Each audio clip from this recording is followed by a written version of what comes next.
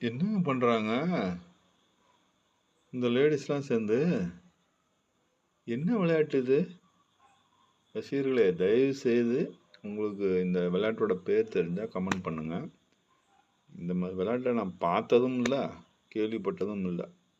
ஒருவேளை நம்ம பிறக்கிறதுக்கு முன்னாடியே வந்துருச்சா, இல்லை ஆங்கிலேயர் காலத்து விளையாட்டா? ஒன்றும் தெரிலங்க.